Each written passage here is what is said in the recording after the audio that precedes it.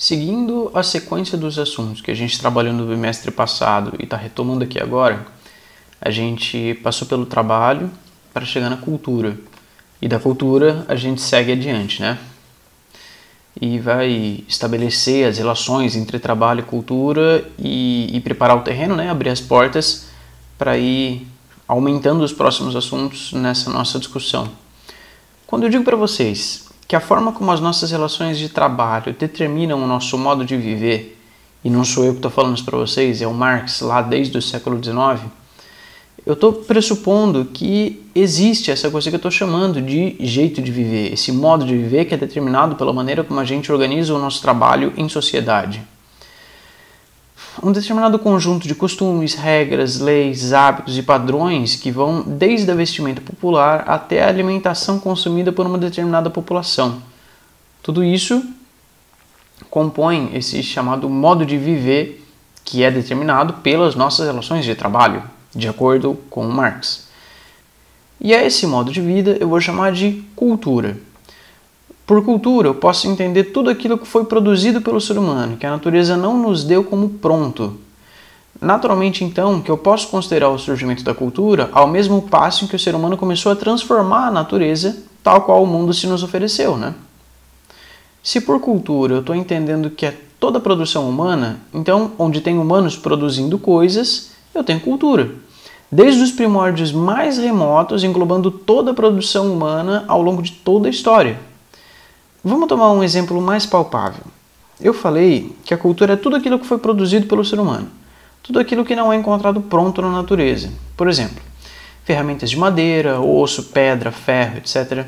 Imaginem um pedaço de madeira que foi moldado com uma pedra afiada para se parecer com uma lança ou com um pente, ou com uma pequena escultura de qualquer coisa, que a gente encontra por aí em grande quantidade, na realidade, desde da pré-história, né? Nós temos esses utensílios que foram transformados pelo ser humano por meio de ferramentas diversas. Se foi transformado pelo ser humano, é cultura. Pertence à cultura do grupo que o produziu. E aí eu posso estender isso para toda a produção humana no geral mesmo.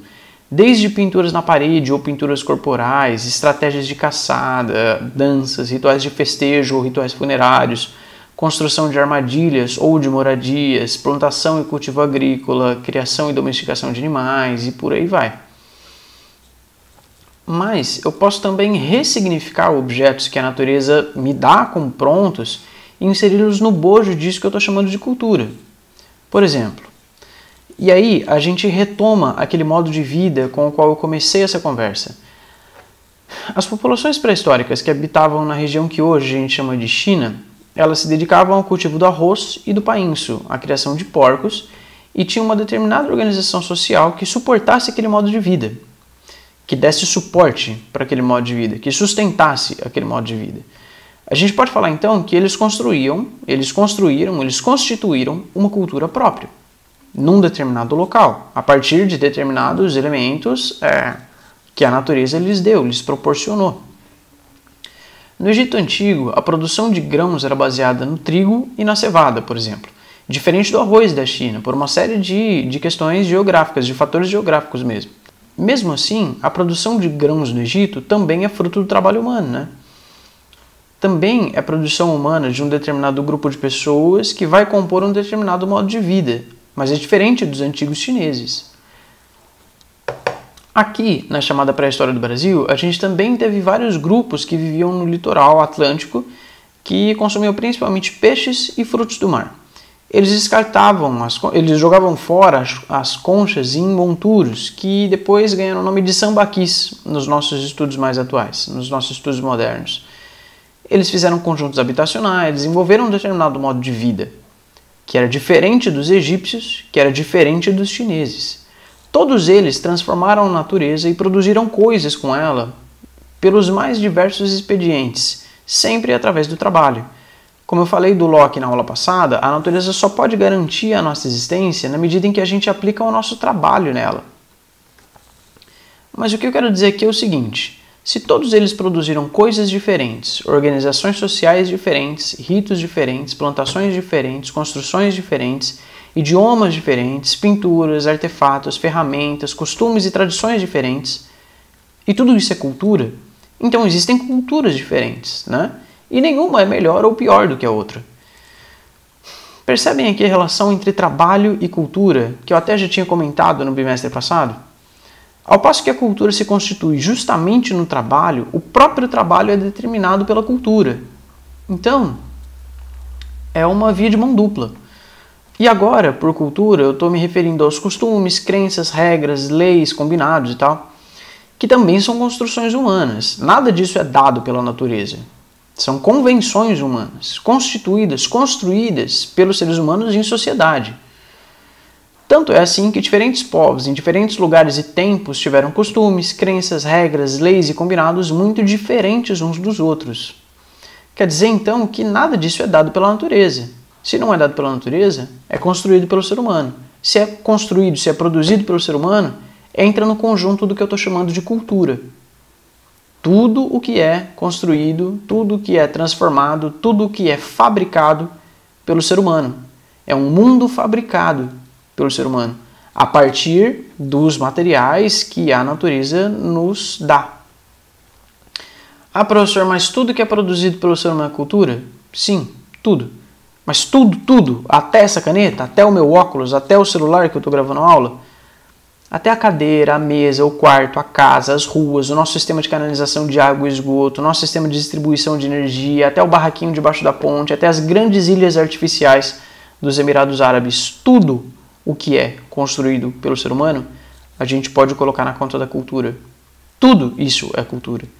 Se foi produzido pelo ser humano, é cultura. Esses exemplos que eu acabei de dar, eles entram no que a gente chama de cultura material, porque a gente pode tocar. É palpável, é tangível, é observável, tem substância, está no nosso mundo concreto. E as coisas que a gente não pode tocar, como a dança, os rituais festivos ou funerários que eu falei antes, pertencem à cultura imaterial, que não é tangível, não é palpável, é o que literalmente não é material. Cultura imaterial, portanto. Uma dança, por exemplo, é componente da cultura imaterial porque eu não consigo tocar nela. Eu não consigo pegar uma dança. Eu não consigo sentir a textura da dança. Eu não consigo sentir o gosto da dança. Eu não sei dizer qual que é a cor de uma determinada dança. Eu não posso abraçar uma dança. Eu posso abraçar o dançarino, no máximo, mas a dança não. O mesmo vale para rituais, cultos, modos de fazer uma determinada receita, modos de executar um determinado trabalho, e por aí vai. A nossa cultura, então, é depositária da nossa própria natureza humana. É o que nos distingue dos demais animais pelo trabalho e pela razão, pela liberdade, por uma série de outros atributos que são peculiares ao ser humano, que só a gente tem, que a gente não compartilha com os outros animais. É próprio do ser humano. E eu não posso encerrar uma aula sobre cultura sem mencionar o Gordon Childe mais uma vez. Para ele, e eu vou ler, as roupas, armas, ferramentas e tradições, ou seja, tudo isso que a gente está chamando de cultura, essas coisas, a cultura, elas tomam o lugar das peles, garras, presas e instintos na busca por alimentos e abrigos. Entende? É a cultura, então, que nos separa do restante dos animais. Pro Gordon Childe. E a cultura é justamente essa produção humana que vai nos dar vantagem sobre os demais animais, porque a gente não corre muito rápido, não voa, não tem uma visão muito profunda, não tem sentidos muito aguçados de audição, de localização, não tem garras fortes, não tem músculos muito poderosos, não tem... Sabe, a nossa estrutura física, material, concreta, ela é bastante medíocre até. Em vista dos demais animais, dos grandes mamíferos, a gente está em larga desvantagem, né? Saiu bastante atrás. Mas a nossa capacidade racional, a nossa liberdade, as nossas estruturas sociais, a nossa organização do trabalho, a nossa forma de se organizar, as nossas produções, a nossa cultura de maneira geral, portanto, nos distanciam dos demais animais em vantagem em relação a eles, certo? E aí então a gente segue do trabalho pela cultura para falar da liberdade em seguida, que é o nosso próximo assunto, sobre o qual nós também já conversamos brevemente na aula, no bimestre passado, né? Então, gente, é o seguinte, isso para todas as aulas, para todas as matérias, para todos os assuntos. É interessante que vocês leiam o conteúdo na apostila, assistam a aula e façam anotações sobre ela. E eu vou querer ver as anotações de vocês depois. Porque com esses três procedimentos, pelo menos, vocês vão poder formar uma ideia mais concisa, melhor estabelecida, melhor embasada na cabeça de vocês. Porque isso tem que estar na cabeça de vocês. Tá? Esses conceitos da minha cabeça, eu já processei, já elaborei uma ideia, uma determinada percepção sobre eles. Então, a intenção, tudo isso que eu estou falando para vocês, é para que vocês façam essa ideia na cabeça de vocês também. E isso depende de vocês, não de mim. Vocês têm que pensar, tem que ter uma postura ativa frente a essas coisas. Não meramente, simplesmente passiva. Não basta vocês irem escutando essas coisas se não tiver um posicionamento crítico sobre elas. Tá? Vocês precisam se posicionar em relação a essas coisas. Senão não adianta nada. A gente está aqui falando de bobo. Então, prestem atenção nessas coisas, trabalhem com essas coisas, leiam o texto, façam suas anotações, que depois a gente vai conversar sobre isso. Pensem o seguinte, quando terminou a aula, eu vou saber explicar mais ou menos o que ele acabou de falar? Eu entendi o que ele falou? Sobre o que ele estava falando? Qual que era o objeto de estudo dessa aula específica? Ah, era cultura. Beleza. E o que é cultura? Ficou claro mais ou menos o que é cultura? Em uma frase, em uma sentença muito resumida, cultura é então toda a produção humana. E aí nós temos uma vasta lista de diferenças, né? A gente pode categorizar essas produções humanas em uma série de caixinhas diferentes. Mas se vocês responderem para mim que cultura é toda a produção humana, desde os primórdios, desde tempos imemoriais até hoje, a gente constitui a nossa cultura através do trabalho e pela liberdade de que a gente dispõe, que a gente já vai falar em seguida, então tá bom. Já é alguma coisa, tá? Mas vamos pensando sobre isso, pra gente conversar depois.